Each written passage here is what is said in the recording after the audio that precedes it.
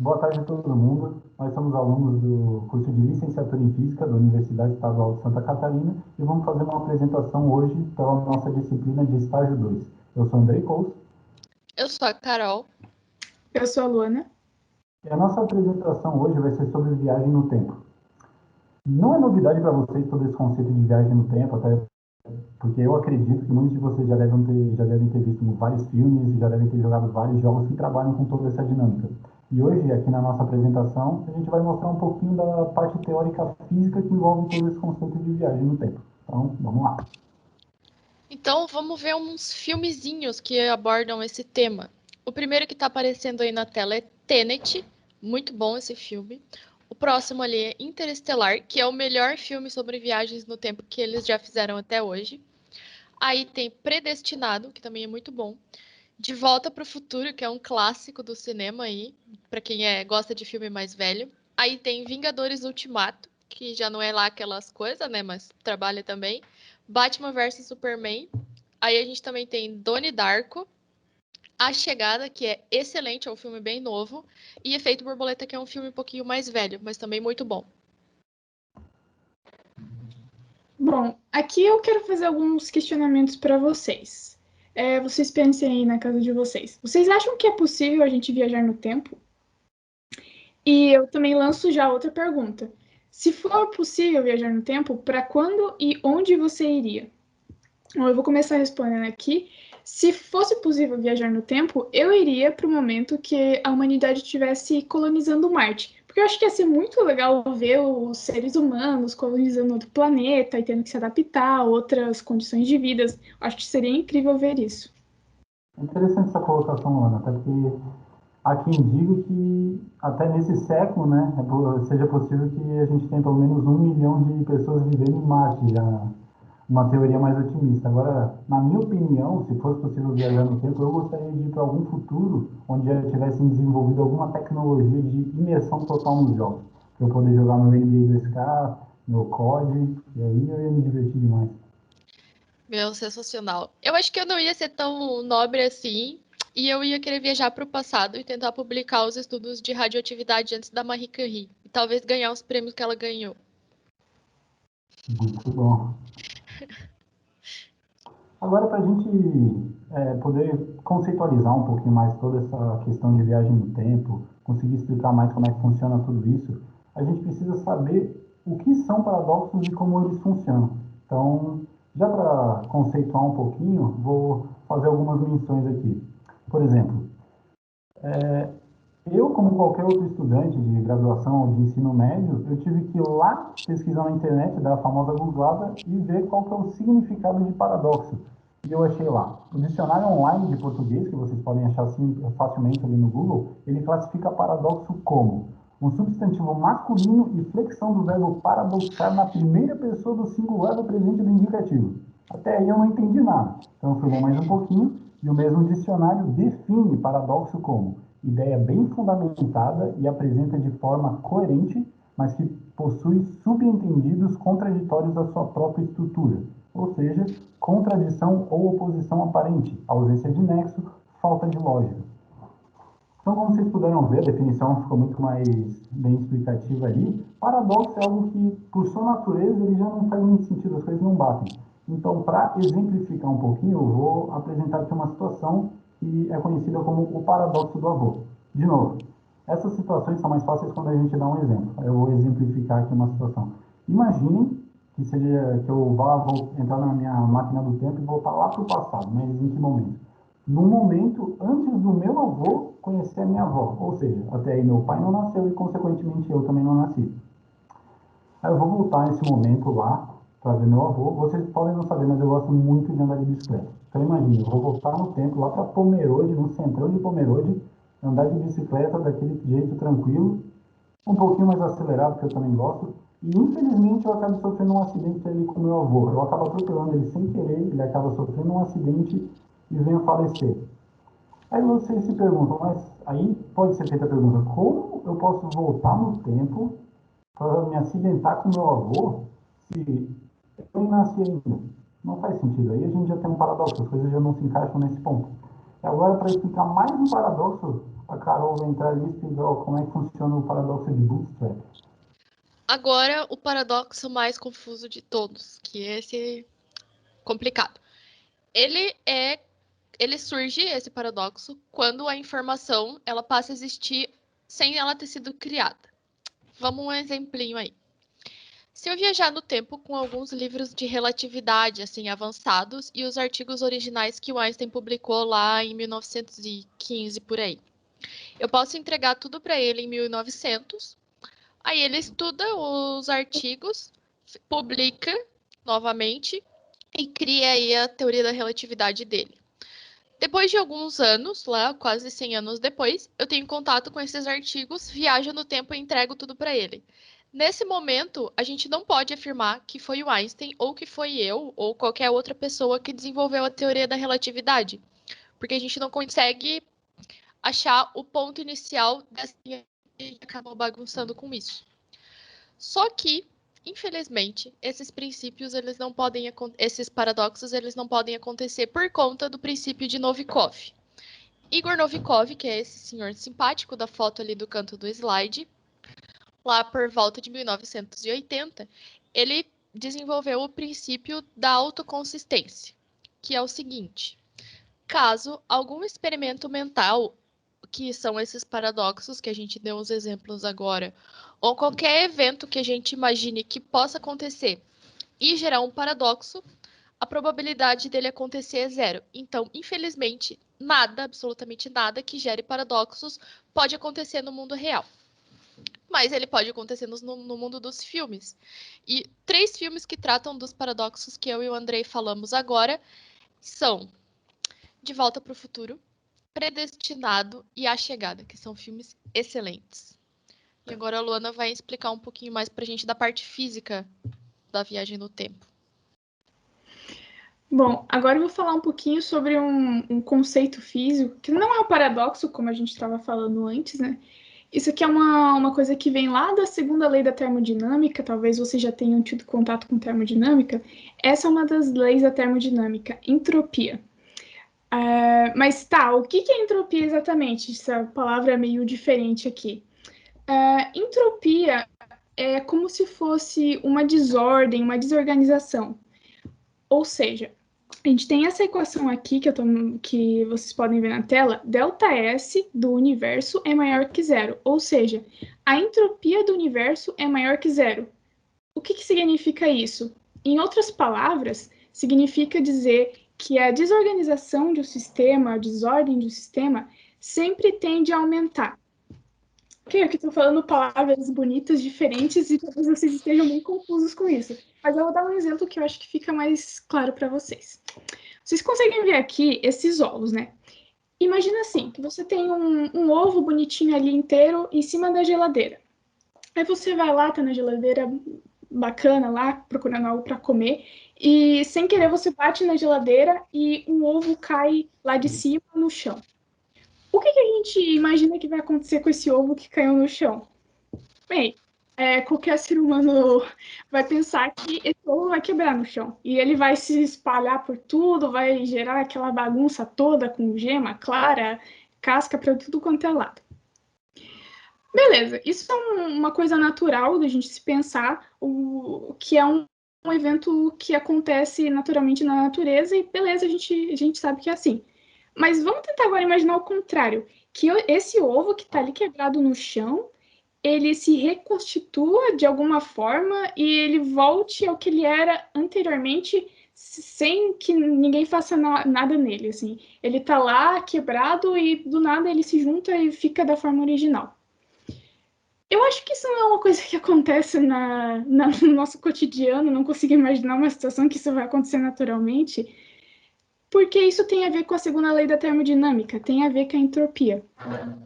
Quando o meu ovo tá lá em cima da geladeira, no estado ali bonitinho, organizado, ele tá num estado de menor entropia.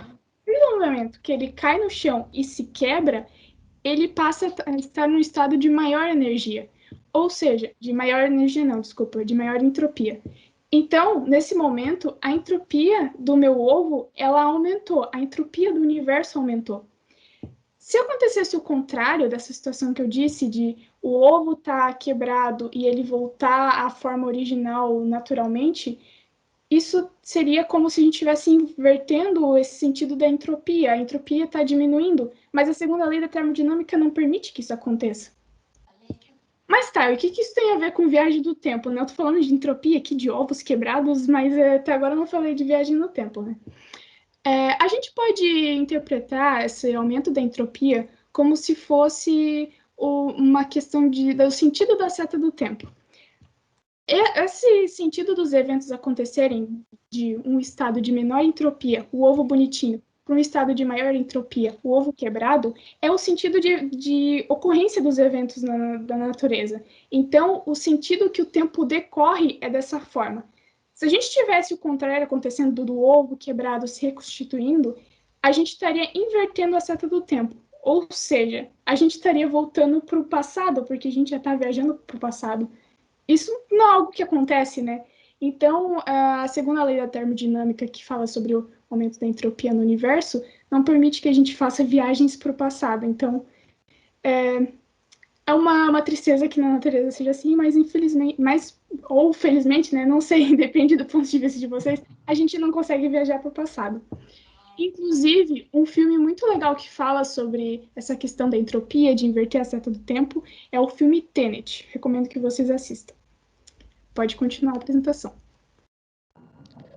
Aí agora, falando um pouquinho de relatividade, que felizmente a gente vai ter que abordar esse assunto, porque é o que faz a gente poder viajar para o futuro, mas infelizmente não poder viajar para o passado. A relatividade, ela foi, primeiro, publicada, relatividade restrita ou especial, pelo Einstein, lá em 1905, e em 1915 ele publicou a relatividade geral. A gente vai tratar aqui com termos de relatividade como um todo para não dar confusão. Primeiro, vamos falar de causalidade, que é o que não deixa a gente viajar para o passado. Existem alguns eventos que eles têm uma relação de causa e efeito, e essa relação ela não pode ser quebrada em hipótese alguma. Por exemplo, vamos lá. Se eu quero colher uma maçã, mas ela ainda não foi desenvolvida pela árvore, então eu não vou poder, de jeito nenhum, colher uma maçã que não existe. Essa é a relação de causa que eu tenho com essa maçã. Existe uma ordem que ela tem que ser respeitada, senão eu não vou conseguir fazer o que eu quero. Mas também tem algumas outras coisas que não têm essa relação de causa e efeito, então não importa a ordem que eu fizer, eu consigo realizar. Por exemplo, dentro de 24 horas em um dia, eu preciso colher uma maçã e pegar um ônibus. Esses eventos eles não são conectados, então eu posso fazer em qualquer ordem que dá certo, a não ser que a tarifa do meu ônibus seja uma maçã. Daí vai complicar um pouco ali o evento e eu crio uma relação de causa e efeito, mas não é o caso no nosso exemplo aqui. Então, no final do dia, eu consigo fazer as minhas duas tarefas e dá tudo certo. O negócio que a gente tem que chegar aqui é que a gente não pode, de jeito nenhum, violar essa causalidade. E que nem no caso do paradoxo do avô. É impossível por causa da causalidade, porque o pai do André precisa nascer para ele nascer depois. Então não tem como a gente interromper essa linha do tempo na metade e dar tudo certo como se nada tivesse acontecido. Aí agora, Andrei, pode trocar o slide, por favor? A gente vai ter que falar um pouquinho de tempo também. Na física clássica, a gente tem o tempo como absoluto, ou seja, ele vai passar igual para todo mundo. Uma hora é igual para mim, que é igual uma hora da Luana, que é igual uma hora do Andrei. Só que na relatividade, o tempo ele passa diferente para cada pessoa. E um exemplo disso que a gente tem na prática é o caso dos muons, do tipo Mi. Eles são umas partículas que são produzidas quando os raios cósmicos que vêm lá do Sol colidem com algumas partículas que estão na atmosfera da Terra, lá bem lá em cima, muito longe da gente. Até aí, beleza, né? Só que esses muons, eles surgem lá em cima na superfície da Terra e eles viajam aproximadamente com a velocidade da luz, que é esse c que está ali no slide, que é 300 mil quilômetros por segundo, incrivelmente rápido. Só que o tempo de vida deles é aproximadamente 2,2 vezes 10 na menos 6 segundos. É como se eu dividisse 2,2 por 1 milhão. É um tantinho incrivelmente pequeno, muito, muito, muito pequeno. Só que vivendo esse tempo e viajando na velocidade que eles viajam, eles só iam conseguir percorrer 660 metros. Mas eles são encontrados aqui na superfície da Terra, aqui embaixo, que é quilômetros de distância. Então, como é possível eles viver tão pouco tempo e percorrer uma distância muito maior do que a própria vidinha deles? Nessa história, nesse caso, acontece uma dilatação de intervalos de tempo e ela varia de acordo com cada referencial. Por referencial, eu quero dizer observador. Então, se eu estiver olhando esses moons com super binóculos, eu acho que ele viveu pouquinho, esse 2,2 vezes 10 na menos 6. Só que, no referencial do Moon, ele vive 110 vezes 10 na menos 6. Então, é 110 dividido por 1 milhão. Já é bem maior do que o tempo de vida que eu percebo para ele. E se ele percorre no tempo de vida que ele percebe, na velocidade que ele, perto da velocidade da luz, ele consegue chegar tranquilamente na superfície terrestre. Acontece aí a dilatação, que é diferente para cada observador. Então, se eu posso ver que aqui da superfície da Terra, que ele vive pouquinho, mas percorre muito tempo, uma outra pessoa que esteja vendo lá da Lua com super binóculos vai ter uma percepção diferente. Ele vai conseguir completar a tarefa, mas a dilatação do espaço-tempo que aconteceu aí vai ser um pouquinho diferente. Mas no final dá tudo certo.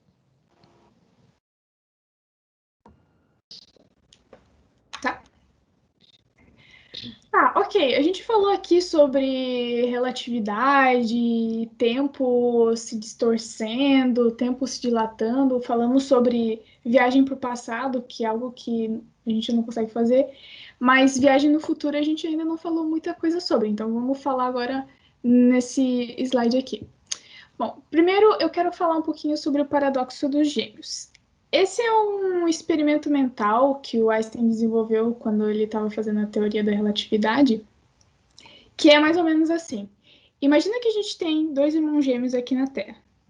E um desses irmãos decide fazer uma viagem intergaláctica até uma estrela aqui na nossa Via Láctea, numa nave que está numa velocidade próxima da luz. Aquele valor de velocidade bem alto que a gente viu no slide anterior. Então, esse irmão vai lá, né, entra na sua nave, faz essa viagem, e quando ele volta, ele tá com uma idade diferente do seu irmão gêmeo. Ele tá mais novo que seu irmão. Isso acontece por causa da dilatação do tempo, como a Carol tinha explicado anteriormente com o Moon. Isso também acontece quando alguém tá numa nave com uma velocidade muito alta, próxima da luz. Acontece essa dilatação do tempo. Bom, agora eu vou falar um pouquinho sobre máquina do tempo, puxando esse gancho do paradoxo dos gêmeos. Uma forma da gente viajar no tempo com uma máquina do tempo é exatamente essa que eu citei. A gente entrar dentro de uma máquina que viaja a uma velocidade muito alta, próxima da luz, e quando a gente fizer uma viagem nessa nave, a gente vai voltar e as outras pessoas na Terra vão estar mais velhas. Então a gente vai ter feito uma viagem para o futuro, já que a gente está mais novo e as outras pessoas estão velhas, né? Então, isso é um tipo de máquina do tempo. Bom, outros tipos de máquina do tempo eu não vou poder falar para vocês como construir, porque senão eu vou dar todos os meus segredos, né? Não vai ser um negócio muito legal para mim. Mas é uma forma de a gente viajar no tempo, tendo uma nave que viaja a uma velocidade muito alta. Bom, agora outra opção que a gente tem para viajar no tempo e no espaço é o buraco de minhoca. Vocês estão vendo essa imagem aqui no canto inferior direito, aqui, essa imagem meio azulada, meio violeta, roxa aqui, que é como se fosse um portal que a gente consegue entrar de um lado e sair do outro. Isso seria mais ou menos a ideia de um buraco de minhoca. Mas antes de explicar melhor o que é um buraco de minhoca, eu vou falar sobre um outro objeto que a gente tem no universo que é muito incrível. Bom, vocês estão vendo aqui esse simpático moço que se chama Schwarzschild. Schwarzschild, ele pegou as equações da teoria de Einstein, da teoria da relatividade, e resolveu elas e encontrou um objeto muito bizarro que a gente tem no nosso universo. Esse objeto, ele tem uma gravidade absurda, muito grande, que até a luz que viaja na maior velocidade do universo não consegue escapar dele. A partir do momento que a luz chega ali, ela é engolida e a gente não tem mais mais contato com ela. E esse objeto com uma velocidade, com uma gravidade muito alta, é um buraco negro. E um buraco negro tem digamos, no seu meio, uma singularidade. A singularidade é, digamos, um ponto que a gente não consegue aplicar as leis da física. A gente não sabe como a física funciona na singularidade. Então, a gente não pode aplicar termodinâmica, não pode aplicar física clássica, leis de Newton, não consegue aplicar física quântica, nada ali. Porque na singularidade, a gente não sabe o que acontece. As leis da física não funcionam ali. Ah, e uma curiosidade, essas equações que o Schwarzschild resolveu foram resolvidas numa trincheira numa das guerras mundiais. Então, é uma curiosidade aí para vocês. Bom, voltando agora para o buraco de minhoca. Imagina que a gente tem um átomo que ele vai entrar dentro desse buraco de minhoca. O que vai acontecer com ele a partir daquele momento? Bom, se o buraco de minhoca não colapsar e se fechar para sempre, o que vai acontecer é que provavelmente aquele átomo vai encontrar um buraco negro no final. E daí ele vai entrar no buraco negro ali e, infelizmente, a gente não sabe o que acontece, porque, como eu disse, as leis da física não funcionam ali para aquele ponto. Então, pode ser que o buraco, que esse átomo vá para um outro lugar no espaço e no tempo, faça uma viagem aí para o futuro, a gente não sabe se isso acontece. Mas é uma das possibilidades que a matemática nos dá. O buraco de minhoca é uma construção matemática que funciona, só que a gente ainda não tem uma prova experimental, digamos assim. A gente nunca conseguiu medir um buraco de minhoca, porque ele é digamos, um objeto meio instável assim, no universo. Então, é meio complicado de a gente medir algo desse tipo. Então, vamos fazer a comparação do átomo. Agora, imagina que a gente vai entrar no buraco de minhoca. Nós, seres humanos, vamos entrar no buraco de minhoca. O que aconteceria, provavelmente, é que a gente a gente iria entrar nesse buraco negro e, beleza, a gente não sabe o que acontece ali dentro, mas provavelmente a gente ia perder informação de tudo que a gente conhece, de toda a nossa história, de família, tudo que a gente conhece ia se perder, porque o tempo ia parar, ia ser uma loucura gigantesca se a gente fizesse isso. Então, buraco de minhoca é uma opção, mas é uma opção meio arriscada. Eu acho que eu não teria coragem de tentar viajar no tempo com buraco de minhoca, mas aí fica a critério de vocês. Pode passar. Então, o próximo ponto agora são dilemas éticos. Outra coisa que envolve muito essa questão de viagem no tempo são as infinitas possibilidades, algumas que a gente nem deve imaginar ainda, que aí se tornam possíveis caso a viagem no tempo seja possível. Então, para a gente trabalhar um pouquinho essa questão um pouquinho mais filosófica, vamos considerar que a viagem para o passado é possível. Só imaginar um pouquinho aqui. Aí tem duas situações que a gente resolveu trazer aqui para vocês. A primeira, que a gente pode ver ali sobre uma questão, a segunda, desculpa, começar pela questão mais biológica. Vocês devem saber que no nosso corpo humano, desde que a gente nasce, a partir do momento que a gente nasce, a gente já fica em contato com esse mundo exterior, onde qualquer local que você vai tocar tem alguma bactéria, tem algum vírus, mas uma parte desses vírus não fazem mal para a gente. Tanto que a gente agora, vocês também nessa vida adulta, vida jovem, até o pessoal mais de idade, tem bactérias dentro do próprio corpo. Essas bactérias que até podem fazer bem para a gente em alguns casos. Mas existem as bactérias que não fazem tão bem. Agora imagina a gente nessa situação atual, tendo que estar em quarentena, por causa de um vírus que realmente faz muito mal, mas ultimamente a situação está melhorando. A gente está conseguindo desenvolver a vacina e se cuidar desse problema. Agora imagina a gente voltar para o passado, às vezes sem imaginar que um vírus que hoje a gente consegue se vacinar, consegue se prevenir de forma que ele não faça mal para a gente pode não garantir a mesma coisa se voltar para o passado. Imagina, a gente entrar numa máquina do tempo, carregar alguma bactéria, algum vírus desse, que para a gente pode não ser letal, mas voltar lá para o século XIV, a gente pode estar levando uma oportunidade de acontecer mais uma peste bubônica. Ou seja, é uma coisa que a gente tem que ter em mente, o risco biológico que essa viagem no tempo pode trazer. É algo a se pensar. O segundo ponto é uma pergunta que eu faço para vocês. Primeiro, vamos imaginar outra oportunidade que a gente pode ter de viajar no tempo. De novo, das inúmeras opções que a gente pode ter, quantas coisas na nossa vida que a gente não gostaria de voltar no tempo e mudar, fazer de alguma maneira diferente, às vezes para evitar que alguma coisa aconteça. Aí eu pergunto para vocês, a gente trouxe uma situação. Se fosse possível voltar no tempo, você voltaria lá no passado, antes do Hitler nascer, por exemplo, e impedir o nascimento dele, ou eliminar ele antes dele ascender ao poder? Aí fica o questionamento. É válido, é ético a gente punir alguém antes dele ter cometido crime? Inclusive, tem um filme muito interessante que fala sobre essa dinâmica. Ele se chama A Nova Lei, ou em inglês Minority Report, que traz toda essa discussão que vale a gente pensar. É válido? Eu acho que é meio antiético a gente punir uma pessoa antes dela cometer o crime, mas se a gente puder voltar no tempo, ter como pensar todas as situações, a gente pode chegar a alguma solução ou não. Fica aí a dúvida, né? E aí, algumas referências sobre a nossa pesquisa para produzir toda essa apresentação. Se vocês quiserem dar uma checada, é só pausar o vídeo e ir atrás delas. Todas muito ricas e bem explicadas. E caso vocês tenham alguma pergunta, dúvida, sugestão ou crítica, vale deixar aí para a gente em qualquer local que você possa escrever. Inclusive, a gente vai estar enviando para vocês um... Como é que é, Carol? A gente vai enviar um formulário junto depois. Então, por favor, respondam o formulário, que é importante para nossa disciplina. E qualquer coisa é só colocar as dúvidas de vocês lá. No finalzinho vai ter um espaço daí. Isso aí, muito importante vocês participarem e auxiliar colocando a maior quantidade de dúvidas, perguntas, informações possíveis. E é isso, muito obrigado pela atenção.